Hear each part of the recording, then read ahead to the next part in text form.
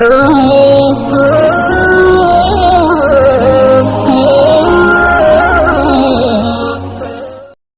اللہ الرحمن الرحیم۔ تفسیر قرآن کریم کا یہ جو سلسلہ چل رہا ہے، اس میں آپ لوگوں کے ذہن میں بات ہے کہ الحمدللہ سورہ بقرہ کا 6واں رکوع ہمارا چل رہا ہے اور تذکرہ چل رہا ہے بنی اسرائیل کا۔ اللہ تعالیٰ گزشتہ رکوع سے ان انعامات اور اکرامات کا تذکرہ فرما رہے جو بنی اسرائیل پر کیے گئے تھے۔ چند انعامات کا تذکرہ گزشتہ دنوں ہو چکا ہے۔ کل جو بات ہماری چل رہی تھی وہ یہ تھی کہ اللہ تعالیٰ نے فرمایا کہ وہ وقت بھی یاد کرو جب تم نے حضرت موسیٰ سے یہ کہا تھا کہ ہم تمہاری بات پر اعتماد نہیں کر سکتے، یہاں تک کہ اللہ تعالیٰ کو خود اپنی سر کی آنکھوں سے یہ کہتے ہوئے نہ دیکھ لے کہ یہ ہمارے نبی ہے اور یہ جو چیزیں ہمیں دی گئی ہے یہ ہماری طرف سے۔ یہ بہت بڑی بات تھی۔ نبی کے امتی ہو کر نبی کی بات پر بے اعتمادی یہ واضح کفر ہے، ہو ہی نہیں سکتا۔ نبی شارع ہوتا ہے، شریعت کو اللہ کی طرف سے زمین پر نافذ کرنے کے پورے اختیارات اس کے پاس ہوتے ہیں، اور نبی کا ہر حرف اور ہر قول اور ہر فعل وہ حرف آخر اور فعل آخر ہوتا ہے۔ اس کے بعد چوں و چرا کی گنجائش نہیں ہوتی۔ صرف میرے اور آپ کے آقا کی بات نہیں، صلی اللہ علیہ وآلہ وسلم، ہر نبی اپنے وقت میں حرف آخر ہوتا ہے اور ان کی بات کو تسلیم کرنا ہے۔ لیکن یہ ایک ایسی قوم تھی کہ حضرت موسیٰ علیہ السلام نے انہیں ریسنٹلی حال ہی میں بنی اسرائیل کے فرعون کے ظلم سے ان لوگوں کو نجات دلائی تھی۔ اس کے بعد تو ان کا جو طرز عمل ہونا چاہیے تھا حضرت موسیٰ علیہ السلام کے ساتھ، وہ تو بے پناہ والہانہ ہونا چاہیے تھا۔ محبت، احترام، ادب، کتنا اس کا اظہار ہونا چاہیے تھا۔ لیکن وہ یہ کہتے ہیں کہ لن نؤمن حتی نری اللہ جہرۃ، کہ ہم ہرگز ایمان نہیں لائیں گے تم پر یہاں تک کہ اللہ کو اپنے سر کی آنکھوں سے نہ دیکھیں۔ اب یہ ساری تفصیل گزشتہ کل آپ کے سامنے آ چکی ہے۔ انہیں بجلی نے اور کڑک نے آ پکڑا اور وہ ختم ہو گئے۔ پھر موسیٰ علیہ السلام کو تشویش ہوئی کہ میں وہاں جاؤں تو پھر یہ لوگ کہیں گے کہ بھئی تم نے پوری پلاننگ کے ساتھ اور پوری اسٹریٹجی کے ساتھ ہمارے اپنے بنی اسرائیل کے جتنے قابل ترین لوگ تھے 70 لوگ ان کو جمع کر کے لے کے گئے اور ادھر لے جا کے جو ہے وہ پوری پلاننگ کے ساتھ ختم کر دی۔ تو حضرت موسیٰ علیہ السلام نے اللہ تعالیٰ سے دعا فرمائی کہ اللہ یہ کیا ہو گیا، میں وہاں جا کر کیا منہ دکھاؤں، یہ لوگ تو پھر اور زیادہ اعتراض کریں گے۔ اللہ تعالیٰ نے انہیں دوبارہ زندہ کر دیا۔ اب اس کے بعد آگے کا یہ حصہ ہے اور یہ ایک 7واں انعام اللہ تعالیٰ یہاں سے فرما رہے ہیں۔ اعوذ باللہ من الشیطان الرجیم، بسم اللہ الرحمن الرحیم۔ وَظَلَّلْنَا عَلَيْكُمُ الْغَمَامَ وَأَنزَلْنَا عَلَيْكُمُ الْمَنَّ وَالسَّلْوَىٰ كُلُوا مِن طَيِّبَاتِ مَا رَزَقْنَاكُمْ وَمَا ظَلَمُونَا وَلَٰكِن كَانُوا أَنفُسَهُمْ يَظْلِمُونَ۔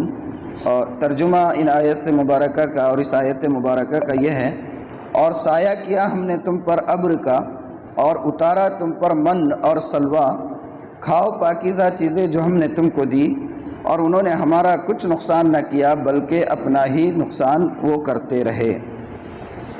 اب یہ ایک انعام ہے، وَظَلَّلْنَا عَلَيْكُمُ الْغَمَامَ وَأَنزَلْنَا۔ اب آپ کو یاد ہوگا کہ بنی اسرائیل کو اللہ کے رسول حضرت موسیٰ علیہ السلام نے جب فرعونیوں کے ظلم و استبداد سے بچا کر اور مصر سے صحیح سلامت نکال کر وادی تہ میں لے کر آ گئے، وادی تہ میں آنے کے بعد وہاں پر پڑاؤ نہیں کرنا تھا، وہ تو ایک کھلا چٹیل میدان تھا، نہ کوئی درخت تھا، نہ کوئی عمارت تھی، نہ کوئی کھانے کے اسباب تھے، نہ پینے کے اسباب تھے، کوئی چیز وہاں نہیں تھی۔ اصل منزل کیا تھی؟ ان کا فائنل ڈیسٹینیشن وہ تھا ان کی اپنی بستی ملک شام میں کنعان۔ کون سا؟ فلسطین، کنعان، تو وہاں ان کو جانا تھا۔ اب ہوا یہ کہ یہ لوگ کئی دہائیوں سے مصر میں آباد تھے حضرت یوسف علیہ السلام کے وقت سے، اور کنعان کو یہ لوگ خالی کر کے آ گئے تھے۔ اور بھئی خالی اگر پراپرٹی رہے گی تو کوئی نہ کوئی تو قبضہ کرے گا نا، کوئی کیسے چھوڑ دے گا، انسانی فطرت ہے۔ 1947 کے وقت میں جو مائگریشن ہوا ہے، اس مائگریشن کے وقت کیا حالات ہوئے، جو ہجرت ہوئی ہے یہاں سے لوگ گئے ہیں تو ان کے جانے والوں کی کیا زمینوں کو جو ہے تو ایسی چھوڑ دیا گیا؟ خالی قبضے کر لی بہت سے لوگوں نے، اور آج بھی ترے سے رہ رہے ہیں، ہے نا؟ کچھ چیزیں ایسی تھی جو ہسٹورک تھی تو اس کو گورنمنٹ نے اپنا لیا ہے نا؟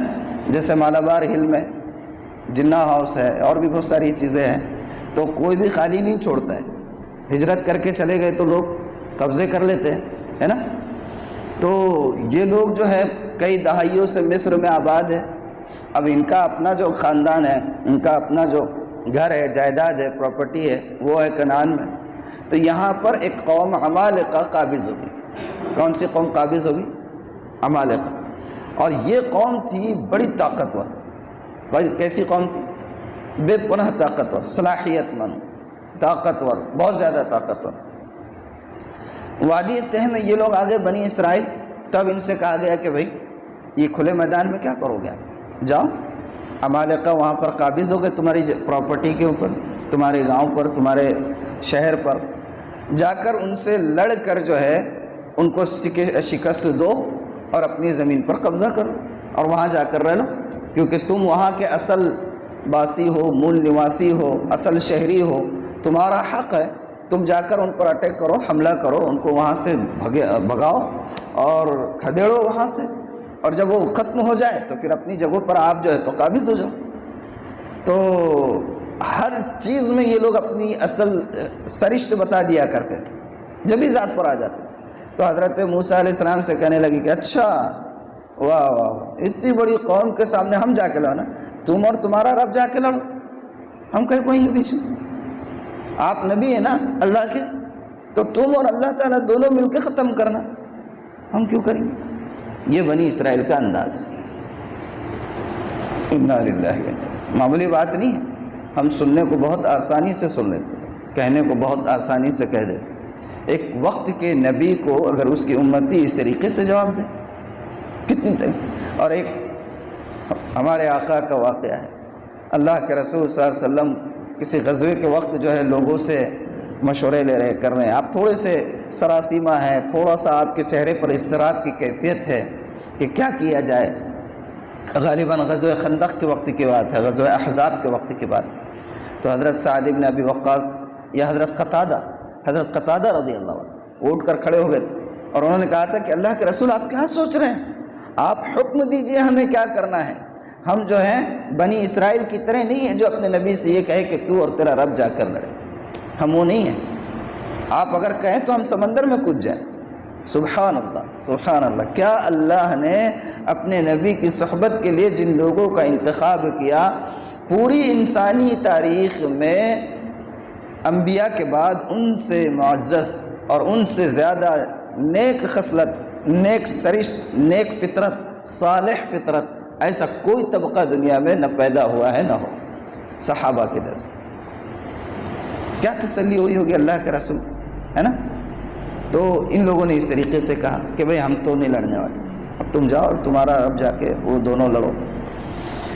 تو اس کی پاداش میں اس جملے کی سزا کے طور پر پھر ہوا یہ کہ ایک بہت زیادہ ہو گیا تو 50 کلومیٹر کا راستہ تھا، زیادہ سے زیادہ، بہت زیادہ، میکزیمم، لیکن ان کو کنعان کا راستہ ہی نہیں ملتا تھا۔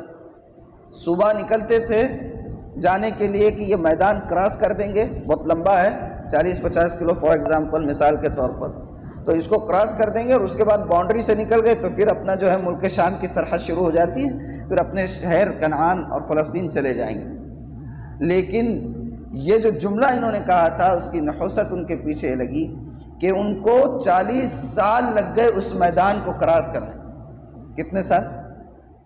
40 سال، معمولی وقت ہے 40 سال۔ 40 سال میں تو ایک پوری نسل چینج ہو جاتی ہے، نسل چینج ہو جاتی ہے نا؟ تو 40 سال لگ گئے۔ صبح نکلتے تھے، نیند میں سے اٹھے، صبح جو ہے تو چلے ہیں، کہاں چلے؟ بھئی کنعان جانا ہے، سب کے سب نکل رہے ہیں۔ شام کو تھک ہار کے جو ہے تو سو جا رہے ہیں۔ برقی قمقموں کا نظم تو نہیں تھا، برابر ہے، لائٹ کا نظم تو نہیں ہوگا، کچھ نہیں، اندھیرے میں جو ہے چل رہے، رات بھر چل رہے۔ صبح جب آنکھ کھلی اور بیدار ہوئے تو دیکھتے ہیں کہ جہاں سے چلے تھے وہیں پر جہاں سے چلے تھے وہیں پر لوٹ کے بدھو گھر کو آئے، ہے نا۔ وہ بھائی بلک کرتے نا پہلی کے اس وقت نصاب میں تھی سلیبس میں، شاید اب تو نہیں ہو، دوست ہے ہمارے بھائی بلکڑ باتیں ان کی ساری گڑبڑ، بہت اچھی نظر تھی وہ، تو اس طریقے کا حال ان کا۔ صبح نکلتے تھے شام کو واپس، پھر جا کے وہاں 40 سال لگ گئے، 40 سال۔ لیکن دیکھیے میں نے اس سے پہلے بھی ایک بات یہ کہی تھی کہ ہمارا رب کتنا شفیق ہے، کتنا کریم ہے، کتنا رحیم ہے کہ اللہ تعالیٰ کے اندر انفعالی کیفیت نہیں ہوتی ہے۔ اور میں نے اس کو سمجھایا تھا کہ انفعالی کیفیت کیا ہوتی ہے۔ انفعالی کیفیت یہ ہے کہ کسی ایکشن کا ریئیکشن نہیں بتاتا اللہ تعالیٰ۔ اللہ کا جو نظام ہے، اگر اس کو سزا دینا ہے دینا ہے، تم کچھ کرو یا مت کرو۔ اگر اس کو نوازنا ہے وہ نوازنا ہے، تم کچھ نیک اعمال کرو یا مت کرو۔ اگر پوری انسانیت از آدم تا صبح قیامت جتنی انسانیت پیدا ہوگی وہ سب کے سب کفر کے اوپر آ جائے، ایک بھی ایمان والا نہ ہو، تو بھی اللہ کا کوئی نقصان ہے؟ اللہ کا نقصان ہے نہیں۔ اور اگر پورے کے پورے سب کے سب ایمان والے بن جائے، ایک بھی کفر نہ کریں، تو اس میں اللہ کا کوئی فائدہ ہے نہیں۔ اس کو کیا ضرورت ہے؟ کوئی ضرورت نہیں اس کو، ہے نا۔ وہ تو اس کا کرم ہے کہ اس نے ہمیں اپنی عبادت کے لیے پیدا کیا اور یہ موقع دیا ہے نا۔ وہ فارسی کا شعر ہے شیخ سعدی رحمہ اللہ کا، منت منہ کے خدمت سلطان ہمیں کنی، منت منہ کے خدمت سلطان ہمیں کنی، کہ اس پہ مت اتراؤ کہ بادشاہ کی خدمت انجام دے رہے ہیں۔ بہت سے لوگ ہوتے ہیں نا جو وزراء ہوتے ہیں، بادشاہ کے درباری ہوتے ہیں، حواری ہوتے ہیں، مواری ہوتے ہیں، تو وہ لوگ کیا کرتے ہیں؟ جو بادشاہ کے حواری مواری ہوتے ہیں وہاں تو معلوم ہوا خاکروب ہوگا، غسل خانہ صاف کرتا ہوگا دربار میں، لیکن باہر نکل کے کیا ہوتا ہے؟ سرکاری ملازم ہے وہی ہم، آپ اندر کچھ بھی کر رہے ہو لیکن باہر کیا رہتا ہے؟ تو انہیں کیا کرتا ہے؟ اتراتا ہے، اتراتا ہے۔ تو اترانا نہیں چاہیے، اترانا نہیں چاہیے۔ بات سے بات یاد آ گئی، آپ کی ظرافت کے لیے بول دیتا ہوں کہ بہادر شاہ ظفر ہے نا، جو آخری مغل بادشاہ تھے، آپ کو معلوم ہوگا کہ بہترین شاعر تھے۔ کیا تھے؟ بہترین شاعر تھے، اور وہ اپنے کلام کی اصلاح لیا کرتے تھے محمد ابراہیم ذوق سے۔ ذوق بھی بڑے پائے کے شاعر، ذوق جو ہے بڑے پائے کے شاعر، اور ذوق، بہادر شاہ ظفر اور غالب، یہ تینوں ہم عصر ہیں۔ بہادر شاہ ظفر بادشاہ ہے، ذوق سے وہ اپنے کلام کی اصلاح لیتے ہیں، کوئی تازہ کلام بن گیا تو پیش کر دیتے کہ تھوڑی سی اصلاح فرما دیجئے، نو کو پلک درست کر دیجئے، ردیف و قافیہ کے اندر کہیں کوئی جھول تو نہیں رہ گیا ہے، آپ اس کو درست کر لیجئے۔ تو غالب صاحب کا اپنا طوطی بولتا تھا۔ آج تک بھی غالب کو جو شہرت ملی ہوئی ہے اردو شعراء میں، ہمارے ایرا کے شعراء میں کو بھی وہ جو ہے تو شہرت نہیں ملی ہوئی ہے نا۔ تو غالب جو ہے وہ بڑے بے چین ہوئے، یہ کیا ہے؟ ابراہیم جو ہے بادشاہ کے تھوڑے اتالیق کیا بن گئے، باہر تو بہت ہی اترا کے پھر رہے، تو انہوں نے ایک شعر مار دیے، اور شعر کیا لکھے کہ بنے ہیں شہ کا مصاحب پھرے ہے اتراتا۔ کیا شعر ہے؟ بنے ہیں شہ کا مصاحب پھرے ہے اتراتا۔ اب یہ خبر جو ہے ابراہیم کو لگ گئی، ذوق صاحب کو، کہ یار غالب تو میری بہت ہی باہر پچکا کر دے رہا، اور کیا کر رہا ہے؟ بولے بنے ہیں شہ کا مصاحب، یعنی بادشاہ کا درباری بن گئے تو پھرے ہیں اتراتا، اتراتے پھر رہے۔ تو بادشاہ کے پاس جا کر شکایت کر دی، اس نے بلا لیا غالب اور کہا کہ بھئی کیا بات ہے، ہم نے ایسا ایسا سنا ہے کہ آپ ایسا کہہ رہے ہیں ان کے بارے میں۔ اس نے کہا کہ آپ نے بالکل سنا ہے کہ یہ شعر میرا ہے، لیکن میں نے ان کے بارے میں نہیں کہا ہے، آپ نے اس کا دوسرا مصرع سنا ہی نہیں ہے۔ بولے کیا ہے دوسرا مصرع؟ کہا کہ بنے ہیں شہ کا مصاحب پھرے ہے اتراتا، وگرنہ غالب کی شہر میں آبرو کیا تھی۔ انہوں نے اپنے پر لائی، تو ایک قادر الکلام تھا، تو بات سے بات نکل گئی۔ کہاں چڑھ رہی تھی؟ اللہم صلی علی سیدنا مولانا محمد۔ کیا چل رہا تھا؟ نہیں، بات یہ چل رہی تھی کہ وہ 40 سال تک بھٹکتے رہے، ہے نا، لیکن میں یہ کہہ رہا تھا کہ ان کی اس نبی کی بات پر عدم اعتماد اور نبی کو پلٹ کر جواب دینے کے باوجود 40 سال تک تو بھٹکتے رہے، لیکن اللہ کا دیکھیے کرم کیسا ہے کہ اللہ نے ان کو ختم نہیں کیا۔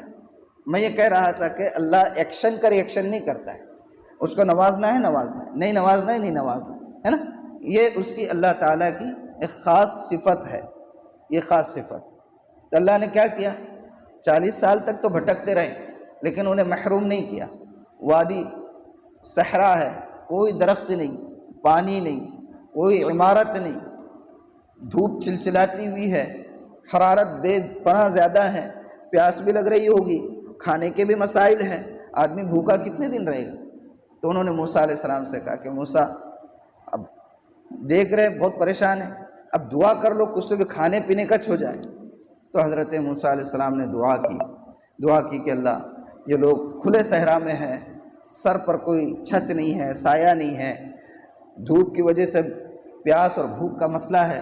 تو حضرت موسیٰ علیہ السلام نے دعا کی، اللہ نے حضرت موسیٰ علیہ السلام کی دعا کو قبول کیا، اور اس کے بعد ان کے اوپر دیکھیں انعام کیسا ہے کہ جب دھوپ کا وقت ہوتا تو ان کے اوپر ایک ابر جو ہے سایہ فگن ہو جاتا، پورے بنی اسرائیل کے اوپر ایک ابر سایہ فگن ہو جاتا، اسی کا تذکرہ کیا، وَظَلَّلْنَا عَلَيْكُمُ الْغَمَامَ، اور ہم نے سایہ کیا تم پر ابر کا۔ ظلہ کے معنی ہوتے ہیں چھا جانا، کیا ہونا؟ چھا جانا۔ اور غمہ کے بھی معنی کیا ہوتے ہیں؟ چھانے کے ہی ہوتے ہیں۔ غم کو غم کیوں کہتے ہیں؟ غم کہتے ہیں نا بہت غم ہے یار، بہت غمگین ہے، مطلب یہ ہے کہ وہ جو درد کی کیفیت ہے اس کے پورے بدن پر چھا جاتی ہے، اس کے عقل کو معاف کر دیتی ہے، اس کے دماغ کو معاف کر دیتی ہے، دل و دماغ اور اعصاب کے اوپر وہ کیفیت جو چھا جاتی ہے اسی وجہ سے اس کو غم کہتے ہیں۔ غم کو غم کیوں کہتے ہیں؟ آدمی کے پورے اعصاب پر چھا جاتی ہے وہ چیز، اس لیے اس کو غم کہتے ہیں۔ یہ جو ڈبل میم والی چیزیں ہوتی ہیں نا، عموماً عربی میں، عربی بہت ایسی زبان ہے کہ ایک میں اس سے پہلے بھی بات کہہ چکا ہوں کہ ایک ایک لفظ کے لیے، ایک ایک چیز کے لیے کئی چیز الفاظ آتے ہیں اس میں۔ جو ڈبل کسی بھی حرف کے بعد جو ڈبل حروف آتے ہیں اس کے معنی عموماً چھپنے کے آتے ہیں، جیسے یہاں پر غم ما ڈبل میم آ گیا غین کے بعد، ہے نا، ظللنا ہے تو زوئے کے بعد ڈبل لام۔ اسی طرح مثال کے طور پہ دیکھیے جن ہے، جن ہے نا، جن جیم کے بعد ڈبل نون ہے مگر اس کو مشدد کر دیا گیا، وہ ایک نون نکل جاتا تو ڈبل نون ہے، تو اس سے کیا مراد ہے؟ جن۔ بھئی جن کبھی نظر آتے ہے لیکن وہ مخلوق چھپی ہوئی ہے۔ اسی طریقے سے دیکھیے وہ لفظ جن ہی سے ایک جنین بنا ہوا ہے۔ جنین کیا ہے؟ جنین وہ بچہ جو ابھی ماں کے پیٹ میں ابھی تک باہر نہیں آیا، اس کا وجود ہے لیکن نظر نہیں آتا۔ اسی طرح ایک لفظ ہے جنہ، اللہ کے رسول نے فرمایا الصوم جنہ، کہ روزہ جو ہے وہ ڈھال ہوتا ہے۔ کیا ہوتا ہے؟ ڈھال ہوتا ہے گناہوں سے، ہر چیز سے۔ اور جنہ کیا ہے؟ ڈھال۔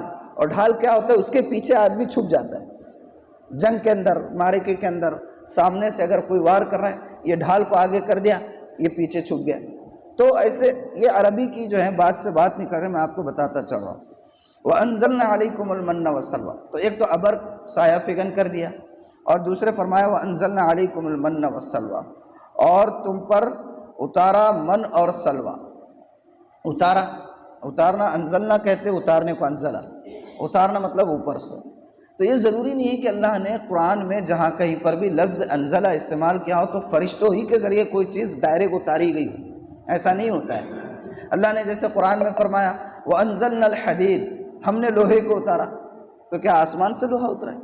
نہیں، مطلب یہ ہے کہ اللہ تعالیٰ نے زمین میں وہ اسباب اور وہ وسائل پیدا کر دیے جس کی وجہ سے زیر زمین جو معدنیات کی الٹ پلٹ ہوتی ہے، ہیر پھیر ہوتی ہے، اس کے جو ہے نتیجے میں لوہا اور دیگر جو ہے وہ معدنیات بنتے چلے جاتے ہیں۔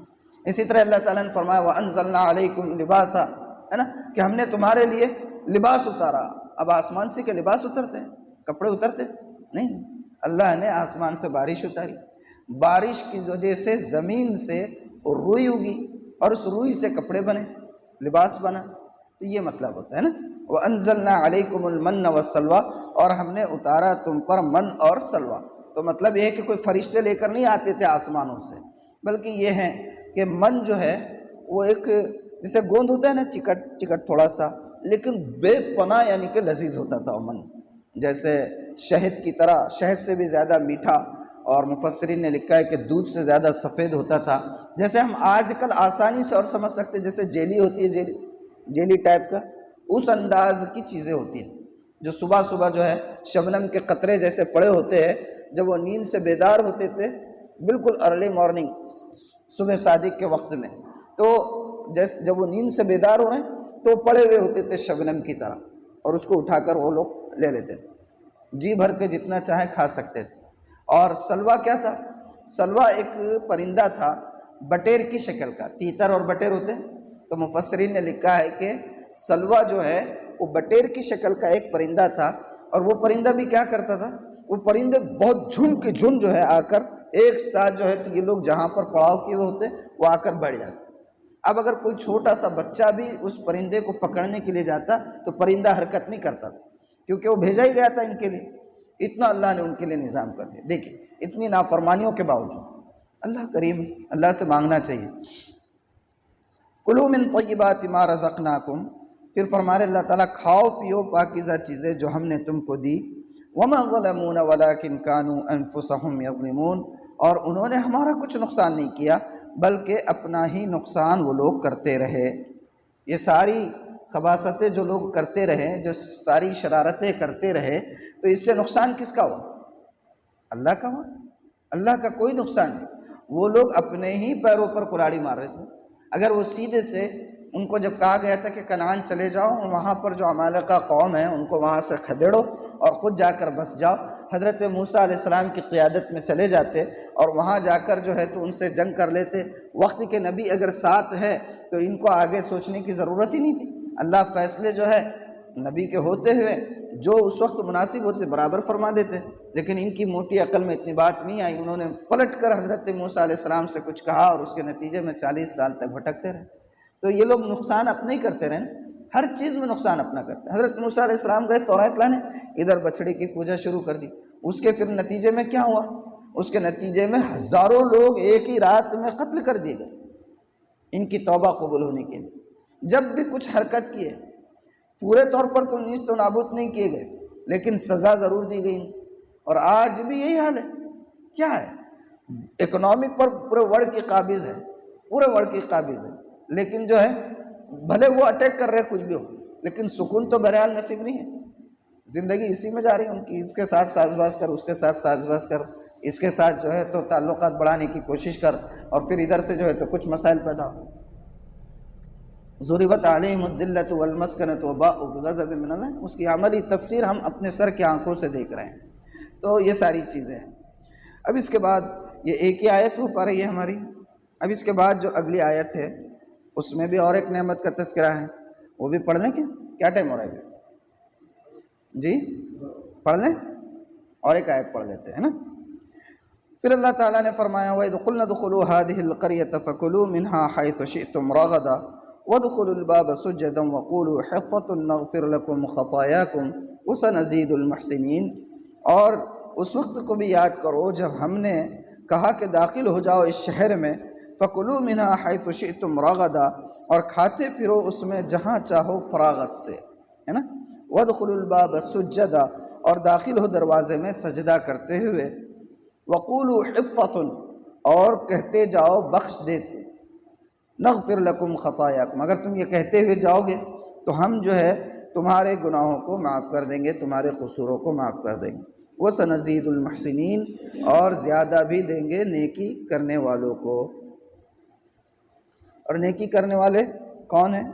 آگے ہے وَبَدَّلَ الَّذِينَ ظَلَمُوا قَوْلًا غَيْرَ الَّذِي قِيلَ لَهُمْ وَأَنزَلْنَا عَلَى الَّذِينَ ظَلَمُوا رِجْزًا مِّنَ السَّمَاءِ بِمَا كَانُوا يَفْسُقُونَ، پھر بدل ڈالا ظالموں نے بات کو خلاف اس کے جو کہہ دی گئی تھی ان سے، پھر اتارا ہم نے ظالموں پر عذاب آسمان سے ان کے عدول حکمی پر، یعنی اتنا کرنے کے باوجود بھی، یعنی اتنا کرنے کی وجہ سے آسمان سے ان پر عذاب نازل کیا گیا۔ اب یہاں سے ایک نئے انعام کا تذکرہ چڑھ رہا ہے، سارے انعامات کا تذکرہ ہے نا۔ اب انعام کون سا ہے؟ فرمایا کہ جب ہم نے ان سے کہا کہ داخل ہو جاؤ اس بستی میں اور وہاں جا کر خوب کھاؤ پیو۔ اب یہ دیکھیے کیسی قوم تھی، من و سلوہ آ رہا ہے، نیند سے اٹھ رہے ہیں، حاضر ہے، پانی کی پیاس لگی، حضرت موسیٰ سے کہا، اللہ سے حضرت موسیٰ نے عرض کیا کہ اللہ من و سلوہ تو ہے، پینے کے لیے پانی نہیں ہے۔ کہا کہ بھئی آپ کی جو لاٹھی ہے اس کو چٹان پر مارو، اس میں سے پانی نکل جائیں گے۔ حضرت موسیٰ علیہ السلام چٹان پر لاٹھی مارتے تو اس میں سے 12 چشمے نکلتے، ایک نہیں، ایک چشمہ نہیں، پورے 12 چشمے جو ہے تو 12 جھرے نکلتے، اور 12 جو قبیلے تھے بنی اسرائیل کے وہ سب اس سے اپنے اپنے طور پر پانی پی لیتے۔ یعنی ہر چیز بیٹھے بٹھائے مل رہی ہے، دھوپ کا ٹائم ہے، ابر سایہ فگن ہو رہا ہے، اتنی ساری چیزیں ہیں، لیکن انسانی فطرت ہے، یہ ہیومن نیچر ہے کہ بہت دنوں تک جب یہ لوگوں نے دیکھے کہ یار ایک ہی ٹائپ کا آ رہا، مینیو چینج نہیں ہو رہا، مینیو بدلنا چاہیے نا بھائی، کیا مطلب 5 اسٹار میں بھی اگر رہے آدمی، اور سویٹ جو اگر مان لیجئے کہ سی فیس کا سویٹ اگر آپ بک کر لیں اور اس کے اندر بھی آپ جو ہے تو رہ رہے ہیں اور کنٹینیوسلی 2 سے 3 دن سیم مینیو لیتے رہے، آدمی بولتے ہیں یار بہت زیادہ ہو گیا یار، اب برداشت نہیں ہو رہا، یار نہیں ہو رہا برداشت۔ انہوں نے ویسے ہی کی، یہ کیا ہے بولے منہ سولا روز روز تماشا ہو گئے، یہ نہیں ہونا بولے۔ موسیٰ علیہ السلام سے دعا کرو، موسیٰ دعا کرو اللہ تعالیٰ سے، کچھ بھی رہا کہ دعا، عجیب قوم تھی، اللہ حفاظت کا، نہیں دعا کرو، سبزی ترکاری دال بھاجی روٹی کچھ بھی ہونا بھائی، مگر یہ نہ کو ہم کو بس اب۔ بہرحال جب یہ کر دیا، اتنا ان کے سرکشی پر آ گئے تو اللہ نے کہا اچھا یہ کھانا دل بول رہا ہے، ٹھیک ہے اب یہاں تو یہ چٹیل میدان ہے، یہاں نہیں ہو سکتا، کیا کرنا ہے، جاؤ بستی ہے وہاں چلے جاؤ، وہاں خوب کھانے پینے کو ملے گا، وہاں چلے جاؤ۔ اب یہ کون سی بستی ہے؟ بعض لوگ کہتے ہیں کہ یہ بیت المقدس فلسطین، بعض لوگ کہتے ہیں کہ اریحہ نام کی بستی تھی۔ بہرحال یہ جانا ان کو کب نصیب ہوا معلوم؟ یہ حضرت موسیٰ علیہ السلام کے وقت میں نہیں ہوا، حضرت موسیٰ علیہ السلام اس وقت تک وفات پا چکے تھے۔ حضرت موسیٰ علیہ السلام کے بعد بنی اسرائیل کی زمام قیادت یوشع بن نون علیہ السلام کے ہاتھ میں آئی۔ کس کے ہاتھ میں؟ نبوت، زمام قیادت سے آپ یہ نہ سمجھ لیجئے کہ کوئی حکومت تھی اور وہ اس کے جو ہے تو والی ایسا حکمراں بن گئے، نبوت مل گئی، نبوت اللہ تعالیٰ نے۔ حضرت یوشع بن نون حضرت موسیٰ علیہ السلام کے بھتیجے بھی۔ تو بہرحال اب جب بستی تک پہنچ گئے اور وہاں کھانے پینے کی بہت ساری چیزیں، تو اللہ تعالیٰ نے کہا کہ دیکھو ٹھیک ہے اب تمہارے مرضی کے حساب سے کھانے کو ملیں گا، مگر اترانا نہیں۔ کیا نہیں کرنا؟ اترانا نہیں۔ کیا کریں گے پھر؟ تو جب اس بستی میں جاؤ گے تو وہاں خوب کھاؤ پیو، اور جب داخل ہوں گے دروازے میں تو کیسے داخل ہونا؟ سجدہ کرتے ہوئے، سجدہ کرتے ہوئے۔ سجدہ کرتے ہوئے تو آدمی جا نہیں سکتا بھائی، سجدے میں زمین پر اگر سر رہے گا تو گھسڑے گا کیسے؟ مطلب یہ ہے کہ جانے سے پہلے یا جانے کے بعد اللہ کے سامنے اس جبین نیاز کو ٹیک کر اللہ کا شکر ادا کرنا کہ اللہ ایک ہی طرح کا کھانا کھا کھا کر طبیعت اچاٹ سی ہو گئی تھی، آپ نے اپنے فضل و کرم سے یہ نعمتیں جو انسانی مزاج کے موافق ہے اب ہمیں آپ فراہم کرنے جا رہے ہیں، شکر ہے، یہ کرنا چاہیے۔ لیکن انسان نہیں کرتا ہے عموماً شکر ادا۔ نہیں ملنے سے پہلے تو پوری جبرائیل کے جیسی صفت رہتی ہے اندر، اتنا نیک رہتا ہوں، دعا مانگنا، اللہ ایسا کر دے، ایسا کر دوں گا، ویسا کر دوں گا، اور جیسے ہی مل گیا تو پھر عزازیل بن جاتا، ملنے کے بعد کیا ہوتا؟ عزازیل بن جاتا۔ انسانی فطرت ہے۔ تو اللہ نے کہا کہ بھائی سجدہ کرتے ہوئے جانا، وَقُولُوا حِطَّةٌ، اور کہتے ہوئے جاؤ کہ اللہ بخش دے، یعنی توبہ کا تقاضا کرتے ہوئے جانا۔ تو یہ قوم کیسی تھی دیکھیے، یہاں پر بھی انہوں نے اپنا اصل رنگ بتا دیا۔ تو وہاں جانے کے بعد اللہ کرے کہ یہ کہتے ہوئے جاؤ گے تو ہم تمہارے گناہوں کو معاف کر دیں گے اور نیکی کرنے والوں کو ہم زیادہ دیں گے، لیکن انہوں نے کیا کیا؟ فَبَدَّلَ الَّذِينَ ظَلَمُوا قَوْلًا غَيْرَ الَّذِي قِيلَ لَهُمْ، بدل ڈالا ظالموں نے بات کو خلاف اس کے جو کہہ دی گئی تھی، جو بات ان سے کہی گئی تھی کہ حِطَّةٌ، اللہ بخش دے، بخشش کا ہم سوال کرتے، یہ کہتے ہوئے جانا، تو انہوں نے لفظ کو بدل دیا اور حِطَّةٌ کی جگہ کیا کہتے ہوئے گئے؟ حِنْطَةٌ حِنْطَةٌ، نعرے لگا کے جیسے بچے کچھ آتے نا مستی میں تو ایک لفظ ٹیچر نے کچھ بول دیے کہ بچے اس کو ریپیٹ کر رہے ویسا، تو حِطَّةٌ کی جگہ حِنْطَةٌ حِنْطَةٌ، جیسے کہ اس کا حنطہ کے معنی ہوتا ہے گیہوں، کیا ہو رہا ہے؟ مطلب اب ملنے والا ہے، گیہوں گیہوں جیسے ناچ رہے، کیا کھانے کو ملے؟ اس طریقے سے یہ نعرے لگاتے ہوئے جا رہے ہیں۔ حنطۃ وبدل الذین ظلموا قولا غیر الذی قیل، یہ انسانی فطرت ہے۔ دیکھیے بہادر شاہ ظفر کا آج تذکرہ نکل گیا تو اور ایک بات یاد آ گئی ان سے، کہ ان کا ایک بہت پیارا شعر تھا، مجھے بہت پسند آتا ہے، کہ ظفر اسے آدمی نہ جانیے گا، ہو وہ کتنا ہی صاحب فہم و ذکا۔ ظفر اسے آدمی نہ جانیے گا، ہو وہ کتنا ہی صاحب فہم و ذکا، جسے عیش میں یاد خدا نہ رہی، جسے تیش میں خوف خدا نہ رہا۔ ظفر اسے آدمی نہ جانیے گا، ہو وہ کتنا ہی صاحب فہم و ذکا، جسے عیش میں یاد خدا نہ رہی، جسے تیش میں خوف خدا نہ رہا۔ عیش میں یاد خدا یہ اہم ہے۔ عیش میں اللہ نے جب دے دیا، دولت سے نواز دیا، خوب سیلری آ رہی ہے، خوب جو ہے تو سورسز ہے، چل رہی ہے گاڑی، بازو میں کون ہے کوئی خبر نہیں، اس کے یہاں فاقہ پڑ رہا ہے کوئی خبر نہیں، غریب کی شادی ہے، بیٹی کی شادی ہے کوئی خبر نہیں، وہ قرض لے رہا ہے، سود سے پیسے لا رہا ہے کوئی خبر نہیں، پکڑے جائیں گے، ایسا نہیں ہے، ہر چیز کا مسئلہ ہے، اللہ حفاظت فرمائے۔ تو یہ کہتے ہوئے وہ جا رہے ہیں، فَأَنزَلْنَا عَلَى الَّذِينَ ظَلَمُوا رِجْزًا مِّنَ السَّمَاءِ بِمَا كَانُوا يَفْسُقُونَ، تو اتارا ہم نے ظالموں پر عذاب آسمان سے، رِجْزًا مِّنَ السَّمَاء، آسمان سے اللہ نے۔ اب یہ عذاب کون سا تھا؟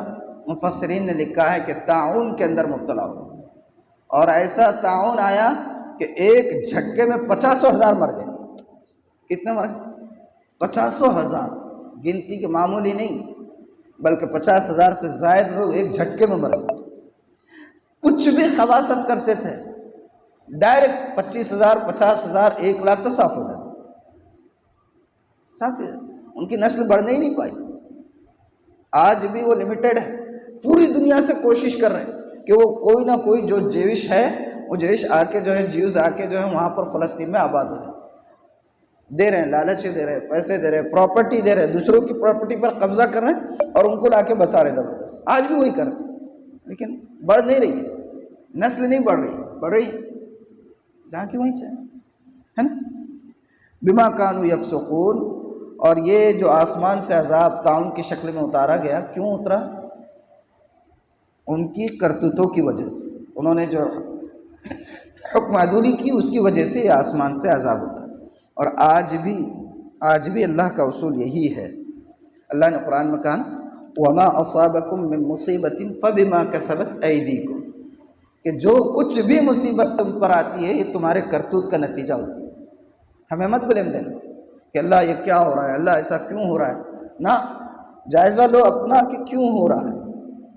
دنیا میں کہیں پر بھی کچھ بھی ہو رہا ہے، اس کا اگر آپ کو ایکچول کیا کہیں گے کہ انالائز کرنا ہے، ایکچول انالائز کرنا اور صحیح تجزیہ کرنا ہے، تو سب سے پہلے اپنا تجزیہ کریں، حالات کو سمجھنا جائے، میں کہاں ڈنڈی مار رہا ہوں، کہاں رشوت ہے، کہاں سود ہے، کہاں جھوٹ ہے، کہاں بہن کو وراثت سے محروم کیا ہوا ہے، کہاں جو ہے تو چھوٹے بھائی کا حق مار دیا ہے، کہاں جو ہے تو میں نے رشوت دی ہے، کہاں رشوت دی ہے، جائزہ لے لے، پوری دنیا کی خرابیوں کا انالائز گھر بیٹھے ہو جاتا ہے، لیکن ہم لوگ کرتے ہیں۔ آج بھی اللہ کا اصول یہی ہے، حالات جو بھی آتے ہیں فَبِمَا كَسَبَتْ أَيْدِيهِمْ، اپنے کرتوتوں کی وجہ سے، اللہ حفاظت فرمائے، ہے نا۔ بہرحال آج الحمدللہ اللہ تعالیٰ کے فضل و کرم سے چھٹا رکوع بھی ہمارا سورہ بقرہ کا مکمل ہو چکا ہے۔ کل سے اب انشاءاللہ اللہ نے اگر حیات مستعار اور توفیق دی تو پھر ایک 7واں رکوع شروع ہوگا۔ 7ویں رکوع کے اندر بھی ان نعمتوں کے تذکرے کا تسلسل برقرار ہے، انشاءاللہ ہم اس کو کل سے پڑھیں گے نا۔ ایک مسئلہ مختصر سا پڑھ لیں۔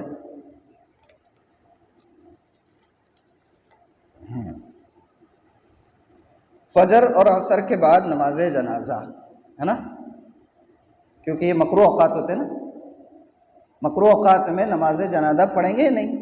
فجر کی نماز کے بعد طلوع آفتاب سے پہلے اور عصر کی نماز کے بعد آفتاب زرد ہونے سے پہلے بھی نماز جنازہ بلا کراہت جائز ہے۔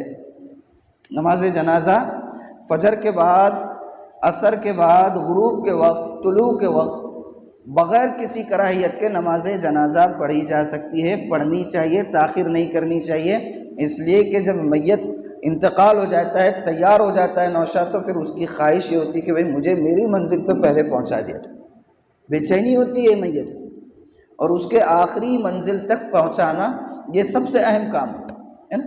تو یہ مسئلہ تھا، بہرحال جو کچھ پڑھا ہے، جو کچھ سنا ہے، اللہ تعالیٰ سب کے دل سے عمل کی توفیق عطا فرمائے۔